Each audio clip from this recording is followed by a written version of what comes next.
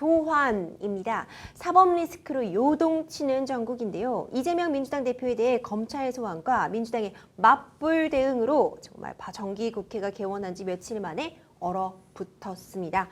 바로 어제 민주당이 이재명 대표에게 검찰에 불출석할 것을 요청하기로 하면서 과연 오늘 검찰 출석할 것인가 말 것인가 주목을 받았는데 결론적으로는 출석 안 한 거죠. 안 하기로 결정을 한 거죠. 네, 그렇습니다.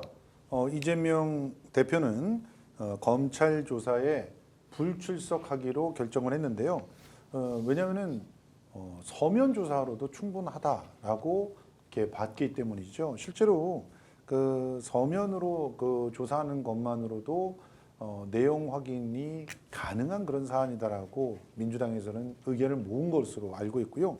검찰에서도 애초부터 출석을 해라라고 요구했던 건 아니었다고 합니다. 다만 이제 서면으로 작성하는 서면으로 작성하는 것들이 도착하는 것이 늦어지니까 그러니까 출석을 갖다 하시라, 서면으로 내지 않으실 거면, 이렇게 얘기를 했다고 얘기를 하더라고요. 특히 그 밤늦게까지 진행됐던 이원석 그 검찰총장 후보자에 대한 그런 청문회에서 그 상황은 명확하게 그 언급이 된 것 같아요.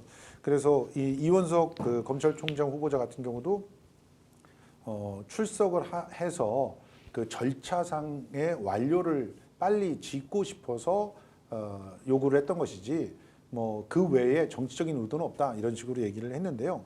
그런데 어쨌든 지금 현재 그 민주당에서는 이 사안이 별다른 그런 쟁점이 될 만한 사안이 아님에도 불구하고 선거법 위반으로 말꼬투리를 잡고 있다, 이렇게 주장하고 있는 거거든요. 평론가님, 그럼 일단 검찰이 이재명 대표를 조사하겠다는 이 세 가지 쟁점에 대해 다시 입장을 밝혔잖아요. 그렇죠. 이 부분 한번 짚고 가면 도움이 될 것 같아요. 예, 제가 짚어드릴게요. 자, 우선 첫 번째가 백현동 관련한 얘기입니다. 네. 박근혜 정부 당시에 그 성남에 식품연구원 부지가 있었죠.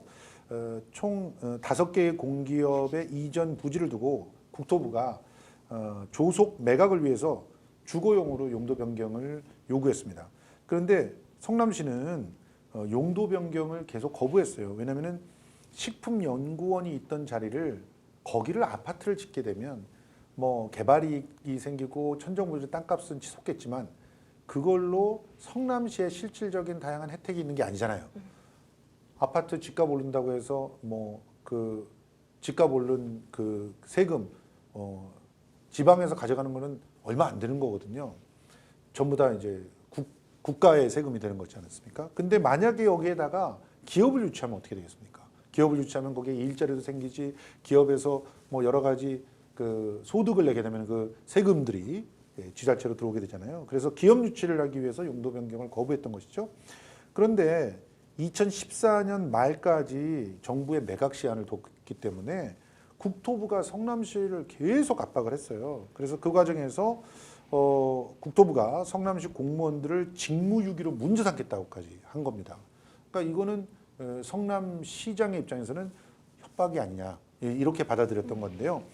언론에서도 이 직무유기 압박을 취재했고 기자의 취재 확인서도 수사기관에 제출됐고요. 심지어 이 사안을 가지고 감사원에서 감사를 했어요, 국토부를. 그래서 2사람을 징계 요청을 내렸어요, 국토부 직원을. 그건 압박이 있었다는 것을 인정한 거 아니겠습니까? 그래서 그런 내용들을 전부 지난해 국정감사에서도 다시 한번 들여다봤는데 그게 다 자료가 있었어요. 그래서 사실로 확인된 겁니다. 자, 그런데 이것을 이제 여러 가지 그 선거 과정에서 주장해서 협박을 느꼈다라고 한 건데 협박은 하지 않았다라고 하면서 이건 허위사실 공표다, 이렇게 얘기가 되는 겁니다. 자, 두 번째, 대장동 관련해서요. 그렇죠. 대장동 관련해서는 국민의힘 국회의원이 LH 공공개발을 막아서 민간개발의 길을 열었고, 또 이재명 당시 시장이 다시 공공개발을 시도하니까 국민의힘 성남시의원 전원이 공공개발을 포기하게끔 강력한 압박을 넣었고요. 당시에 그때 당시엔 새누리당이었겠지만 당시에 어떤 그 도지사도, 경기도지사도 그쪽이었습니다. 그래서 경기도에서도 공공개발을 할 수가 있었지만 그것을 막았죠. 심지어는 국채를 갖다 지방채를 발행한다고 할 때 지방채를 발행하는 것도 막았습니다. 그래서 어쩔 수 없이 민간과 같이 관이 개발하는 그 방식을 선택할 수밖에 없었던 것이죠. 그런데 이 내용이 허위다라고 하는 그런 의혹들이 있었던 겁니다. 그런데 이것도 역시 지난해 국감에서 다 사실로 확인이 됐습니다. 그리고 성남도시개발공사의 고 김 처장 관련해 가지고 이 김 처장에 대해서 자기는 알지 못한다라고 이렇게 표현을 했었던 것이 있는데 그게 거짓말이었다라고 하는 그런 주장인데요. 실제로 이재명 대표 같은 경우는 김모 처장에 대한 기억이 경기도지사 당선 후 선거법 소송이 시작될 때부터였다고 합니다. 그러니까 그때 당시에 그 실무팀장이라고 인지하고 기억하기는 어려웠던 것도 역시 확인이 됐습니다. 이렇게 되니까 결과적으로 검찰에서 선거법 위반으로 이렇게 그 기소를 하기는 좀 어려운 상황임에도 불구하고 절차상의 완료를 이유로 출석을 해라. 그리고 또 이게 참 미묘한 건데요. 출석이라는 용어와 소환이라는 용어가 조금 쓰는 데가 다르잖아요.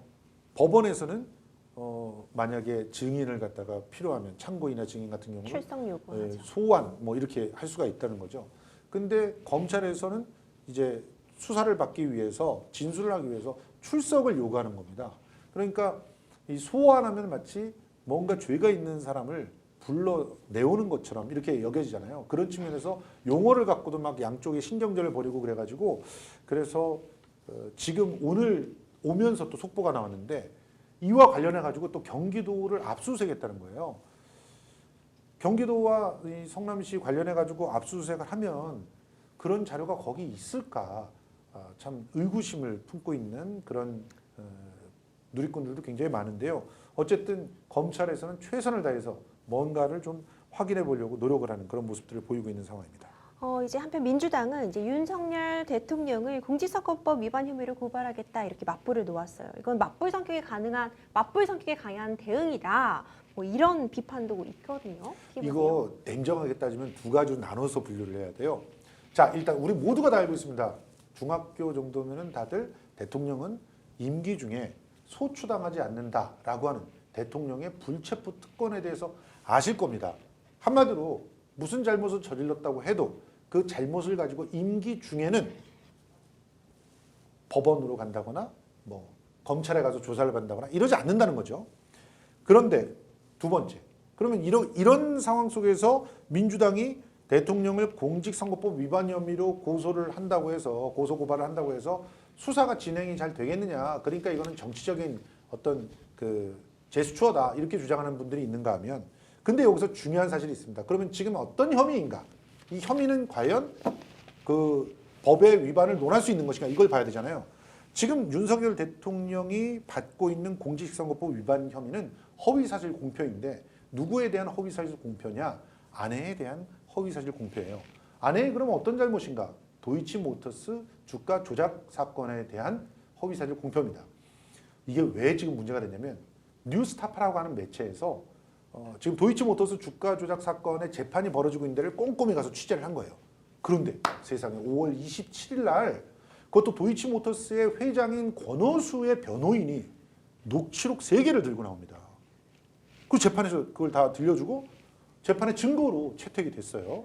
첫 번째 녹취록은 그 1월 12일 2010년 1월 12일에 이제 녹음이 된 녹취록입니다. 2010년 1월 12일이 왜 중요하냐면 지금 윤석열 대통령이 각종 토론이나 이런 데 나와가지고 우리 아내는 1월 13일서부터 이모라고 하는 아주 탁월한 그런 그 능력자가 있다고 해서 그 사람에게 위임을 당했겠다, 통장을. 그런데 5월 달에 보니까 뭐 10여 가지를 같이 했는데 돈이 남는 게 없다, 오히려 손해를 봤다. 그래서 절연했다. 이런 식으로 주장을 했거든요. 그런데 보세요. 1월 12일 날 이미 그 이모라고 하는 주식 사기에 동참했던 선수가 아닌 신한증권의 직원에게 사라고 명령을 내립니다. 그 녹취록이 그대로 있는 거예요. 그러면 본인이 그때 그 본인의 의지로 그 주식을 샀다라고 하는 증거가 나온 거거든요. 근데 도이치모터스는 사실 잡주여서 많이 그렇게 거래가 있는 게 아니에요. 하루 거래량이 한 5만 건 정도면 그래 거래량이 있었구나 하는 그런 주식인데 그날만 40만 건 가까이 됐는데 그 중에서 15만 건을 이 혼자서 샀다는 거예요. 혼자서. 그러면 이거는 특정한 목적이 있어서 그날 15만 건을 51차례에 걸쳐서 산 거 아니냐 이런 얘기를 할 수밖에 없는 거 아니겠어요? 그것도 본인의 의지로. 그 다음에 1월 13일 날 또 매매를 하는데 여기서는 뭐라고 얘기하냐면 전화 왔어요? 라고 하는 걸 물어봅니다. 그럼 누군가가 이들에게 일정한 금액으로 지금 사라라고 하는 언지를 줬다라고 해석이 될 수가 있잖아요. 이게 이모라고 하는 사람일 수 있는 거죠. 그래서 그 부분이 재판정에서 또 다퉈졌어요. 그리고 세 번째 녹취록은 6월 달에 녹취가 된 거예요. 네. 5월에 절연을 했다는데 6월 달에 녹취하면서 그 선수 이모 씨의 이름을 얘기합니다. 그 사람과 나 이외에는 거래를 하지 못하게 하세요. 이런 녹취록이 나온 거예요.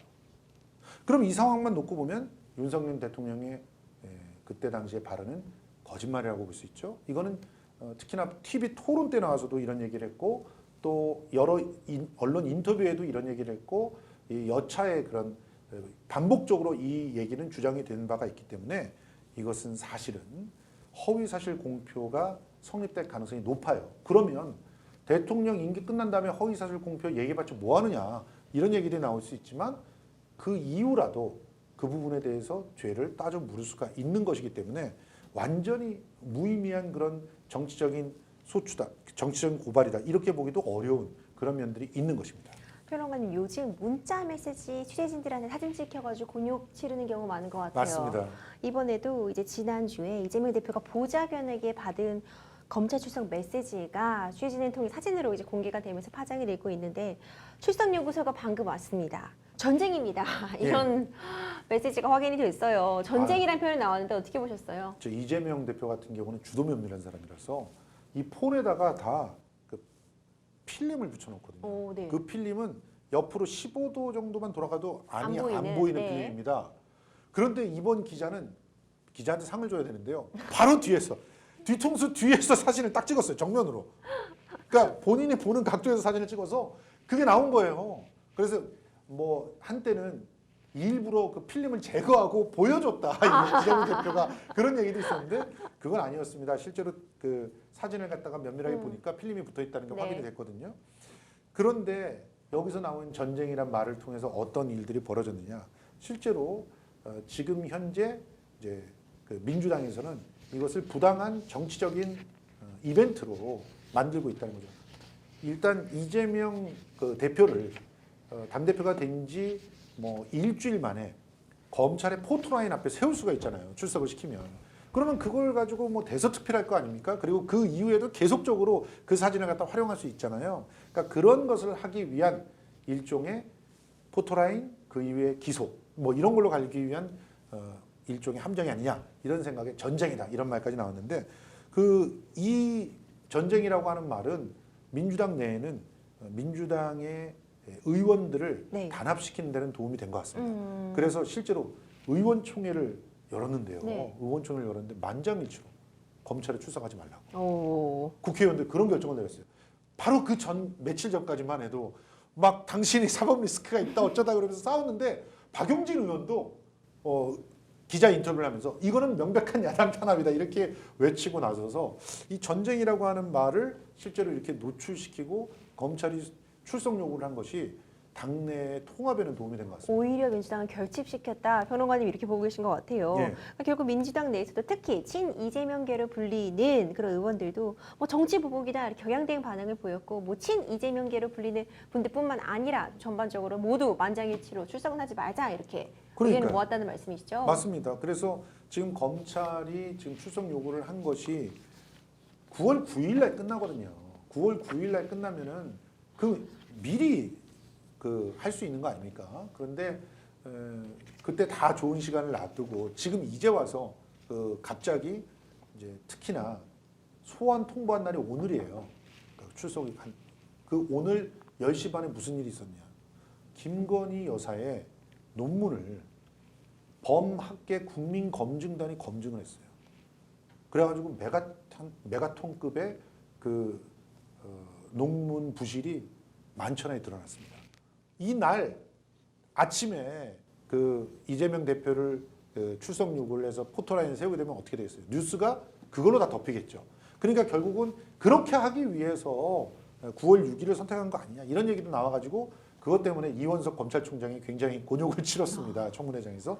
어쨌든 오늘 이 9월 6일이라고 하는 날짜도 굉장히 중요한 의미였어요. 사실 10시 반서부터 제가 기자회견도 다 보면서 이 준비를 하다가 그걸 보면서 나왔는데 굉장히 참 의미심장한 그런 기자회견이 있었기 때문에 그것도 앞으로 그 여파가 만만치 않을 그런 예정입니다. 한지 국민의힘에서는 이 정치 보복이다 이런 민주당 쪽의 입장에 대해서 강하게 또 역시 비판을 하면서요. 떳떳하면 수사 받으면 되지 않냐. 예. 뭐 아니 땐 굴뚝에서 연기가 나는 것이네. 예. 이런 입장이라고 볼 수 있을 것 같죠. 그러면 마찬가지로 이 김건희 여사 떳떳하면은 출석을 하면 되잖아요. 출석 안 하고 서면으로 다 하셨잖아요. 그리고 사안의 그 비중이 국정감사를 통해서 다 털었지 않습니까? 본인들이 같이 털었어요. 그래가지고 거기 안에서 그 이미 대부분의 사실들이 확인이 됐던 것인데 그런데 또 방탄조끼를 내놔라라고 얘기하는 거. 그게 과연 그 얼마만큼의 그런 의미가 있을지 그 좀 따져봐야 되지 않을까 생각을 합니다. 그러니까 이재명 대표가 사법 리스크가 있다라고 하는 그런 주장들을 계속 강화시키기 위해서 조사를 받아라, 수사를 받아라 이렇게 요구를 하는 것은 아니냐라는 그런 지적들이 있습니다. 한동훈 장관 역시 이재명 대표의 소환 관련해서 여러 차례 질문을 받았잖아요. 한동훈 장관은 뭐라고 언급을 했나요, 변호사님? 예, 이건 전쟁이 아니라 범죄에 대한 수사다 이렇게 얘기를 했습니다.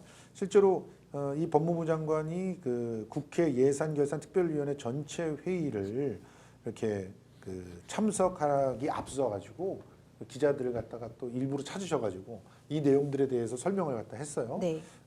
지금 허위사실 공포 혐의를 받는 피의자에 대한 소환 조사는 일반적으로 불가피하다라고 하는 그런 얘기인데 실제로 허위사실 공포 혐의를 받는 그런 피의자들이 다 출석해서 조사받았는가 했더니 그렇지 않은 경우들도 덜어 있더라고요. 그렇기 때문에 실제로 이 부분에 대해서 뭐 나는 사실은 모든 것들을 갖다 다 그런 식으로 하겠다라고 얘기를 한다면 또 뭐 본인은 원칙이 그런가 보다 이렇게 생각하겠지만 그러면 또 다시 나오는 얘기가 김건희 여사는 왜 출석을 하지 않느냐 이런 얘기가 나오는 거 아닙니까? 그렇죠. 그러니까 누구한테는 나랑 카톡을 할 사이로 가까운 사람한테는 출석하지 않아도 된다 그러고 그리고 야당의 대표한테는 출석을 해야만 한다 그러고 이게 범죄 수사의 기본이다라고 얘기하고 과연 얼마나 많은 국민들이 그것을 또 그게 공정이고 상식이라고 얘기할지 또 지켜봐야 되지 않을까 생각이 듭니다. 이 출근길 문답을 이어가고 있는 윤석열 대통령 역시 이재명 소환에 대한 질문 받았습니다. 어떤 식으로 언급을 하셨나요? 예, 일단 기본적으로 대통령은 경제와 민생이 우선이고 그리고 지금 요즘에 너무 일이 많아가지고 신문을 꼼꼼하게 읽으면서 다른 정치인에 대해서 뭐 이렇게 파악할 시간이 없다 이렇게 얘기를 하면서 질문을 풀어나갔는데요. 네. 뭐 사실 형사 사건에 대해서 대통령이 언급을 하는 건 가이드라인을 주는 거 아니겠습니까? 그렇죠. 그렇기 때문에 부적절하다 이렇게 볼 수 있는데 그런데 또 자기 아내 문제에 대해서는 대통령실이 나서서 명백한 허위사실이다 이렇게 또 입장을 냈어요. 글쎄요. 이래서 대통령실 안에서도 제2부속실 그러니까 아내와 관련돼 있는 것들 따로 처리하는 부속실을 떼어놓는 것이 현명한 겁니다. 그렇지 않으면 이게 마치 대통령이 직접 그런 걸 지시한 것처럼 읽혀지는 오해를 살 수 있지 않겠습니까? 이런 부분들은 좀 언제쯤 고쳐지게 될지 참 안타까운 마음입니다. 이재명 대표는 그동안 백현동 특혜 의혹 관련해서요. 용도 변경은 국토부가 협박해서 불가피하게 응한 것이라는 입장을 계속 밝혀왔잖아요. 예. 최근 이재명 대표가 2014년도 이제 성남시장으로 재직할 당시죠. 이 당시 국토부가 경기 성남시 분당구 백현동 개발 사업의 용도 변경이 성남시의 의무가 아니라고 설명한 문건이 공개됐어요. 맞습니다. 그러니까 이제 지금 국회 국토교통위원회 소속 국민의힘의 박정화 의원실에 따르면 국토부가 2014년 12월 9일 성남시 주거환경과에 종전부동산 용도 변경 질의에 대한 회신의 공문을 보냈어요. 그러면서 국토부가 해당 공문에서 백현동 한국식품연구원 부지 용도 변경과 관련해 가지고 그 국토부의 협조 요청이 혁신도시 건설 지원에 관한 특별법에 따른 것인지 묻는 성남시 질의에 네. 대해서 그거에 따른 사항이 아니다라고 얘기를 했어요. 그러니까 지자체가 반드시 따라야 되는 특별법에 의해서 지금 요구하는 게 아니라는 걸 스스로가 인정을 한 거예요. 근데 그 자료를 또 국민의힘 박정화 의원실이 그걸 갖다 밝혔잖아요. 왜 그랬을까요? 그런 생각들이 좀 드는데요. 어쨌든 이렇게 지금 그 얘기 나오는 것들을 보면은 뭐 일단 국민의힘에서는 이 박정화 의원이 이 성남시에 의무가 없다는 이런 설명들에도 불구하고 지금 기본적으로 백현동 의혹에 대한 이 대표의 해명이 공개된 그 문서 내용과 배치된다고 얘기를 했거든요. 근데 지금 이 배치된다고 하는 게 뭐냐면 국토부에 협박이 없었기 때문에 배치된다고 얘기를 한 거예요. 근데 여기서 지금 핵심적인 내용은 공문서에 누가 협박을 합니까? 협박할 수 있나요? 공문서 내리면서? 그러니까 핵심적인 내용은 질의응답이 오갈 때 그것을 성남시가 반드시 따라야 될 내용이냐 아니냐를 판단하는 게 더 중요하잖아요. 그래서 지금 박정화 의원 같은 경우는 봐라 협박이 어디 있었느냐라고 주장을 하셨지만 그렇지만 전반적으로 관계자들은 이 문건은 오히려 국토부가 반드시 지자체가 따르지 않아도 되는 사안을 계속 압박을 한 거네 라는 그 증거로 또 오히려 받아들여지는 그런 문건이 공개됐어요. 그러니까 이것도 또한 괜히 구설수에 올라와 있는 그런 상황입니다. 또한 백현동 개발 사업을 담당했던 전직 그 성남시 공무원이 국토교통부가 백현동 용도 변경을 하며 협박했다는 이재명 대표의 내용은 뭐 사실과 다르다 이런 진술도 나오긴 했잖아요. 그 진술은 분명히 있었습니다. 전 성남시 직원이 그 한 언론사의 취재를 따르면 참고인 신분으로 그 수원지검의 성남지청에 가서 얘기를 했다는 거예요. 실제로 2014년 6월까지 성남시 주거환경과에서 용도 변경 등 백현동의 사업 업무를 담당했던 실무자인데 그 실무자가 실제로 성남시가 국토부로부터 백현동 식품연구원 부지 용도 변경을 압박받았느냐 이렇게 물어봤거든요. 국토부 요청은 협박이나 압박은 아니었다라는 취지로 이 발언을 부인했다라고 보도를 했습니다. 그런데 사실상 이런 압박은 그 본인은 실무자잖아요, 실무자. 근데 그러면 권한을 갖고 있는 사람이 누구냐? 시장이죠. 네.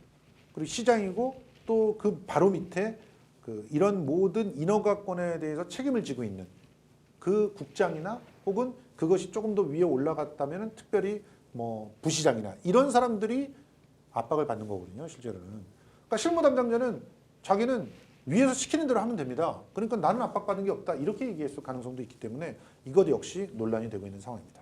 이 진중권 전 동양대 교수는 역시 이제 국토부 협박을 받았다는 이 대표의 발언에 대해 탄압인 것처럼 호도하려고 한다 이렇게 또 언급을 했어요. 진중권 교수는 이제는 전 동양대 교수가 아니라 광운대 교수가 되셨습니다. 아, 네. 동양대보다도 훨씬 뭐 어떻게 보면 더 좋은 직장이 아닌가 생각이 되는데요. 거기에 이제 교수가 되셨어요. 그런데 이분이 이제 CBS 라디오에서 박지용의 한판 승부라고 하는 프로그램에서 사법적인 게임이 아니냐. 그러니까 사실과 증거에 따라서 기소하고 변호하고 판사가 판결을 내리면 된다. 이렇게 얘기를 하면서 네. 이 문제를 정치적인 문제로 자꾸 전쟁으로 만들겠다는 의도가 있는 거 아닌가. 이런 식으로 얘기를 하셨습니다. 그런데 박성준 민주당 대변인의 입장 또 양쪽의 입장을 다 들어봐야 되지 않겠습니까? 진중권 교수가 무슨 모든 걸 판결 내리는 사람이 아니잖아요. 판사도 아니고 그럴 만한 식견이 있는 분인지도 의심스럽고 그렇기 때문에 다른 입장을 갖고 있는 사람들이 보면 지금 이 사안의 워딩을 보면 내가 협박을 하고 느꼈다라는 얘기예요. 협박이라고 느꼈다. 느낌이라고 하는 것은 개인적, 주관적인 영역 아닙니까? 팩트가 협박이다라고 주장하는 것과 협박이라고 느꼈다는 다릅니다. 그런데 지금 많은 다른 또 입장을 갖고 있는 분들이 얘기하는 것은 이것이 주의 주장이나 혹은 정서적 표현이었다라고 얘기하고 있기 때문에 주의 주장이나 정서적 표현은 허위 사실 공표가 되기 어렵습니다. 지금 얼마 전 민주당은 당원 개정안을 최종 의견하면서 이재명 의원 방탄 논란에 휩싸였습니다. 이 대표를 보호하기 위해 이제 방탄 국회를 넘어서 당원 개정까지 이루어졌다는 비판이 나오고 있는 포인트는 있는데 이에 대해서 평론가님 어떻게 보고 계신가요? 우리나라는 법치주의 국가잖아요. 법치주의 국가는 기본적으로 무죄 추정이 원칙 아닙니까? 어떤 피의 사실이 있다고 해도 그것을 3심을 거쳐서 재판의 결과가 나오기까지는 무죄로 취급을 하는 것이죠. 근데 지금 당원 80조 같은 경우는 어떤 내용이냐면 무조건 기소만 되면은 직무를 정지시키고 그 자리에서 그것도 당원들이 선출한 자리에서 쫓아내겠다는 거예요. 그러면 실제로 민주당 내에서 당직자를 누가 뽑는 겁니까? 검찰이 뽑는 거잖아요. 검찰이 뭐 아무런 개인적인 어떤 의견이나 욕심 없이 정말 기계처럼 있는 사실만 가지고 기소를 한다라고 하면 다들 이해를 하겠지만 사실 지금 검찰의 그 잘못된 기소에 의해서 재심이 청구되거나 사실은 그것이 다시 무죄로 확인되거나 하는 사건들이 한두 개가 아니지 않습니까? 그런 상황에서 특히나 지금 법무부 장관이라고 하는 분도 자기 스스로가 이 고발 사주라든가 혹은 또 특정한 그런 언론사에게 검언 유착을 하면서 특정한 사람을 이렇게 음해를 하려고 했다라고 하는 의혹에 시달렸잖아요. 그래서 거기에 대해서 재판을 받고 나서 그걸 풀었지 않습니까?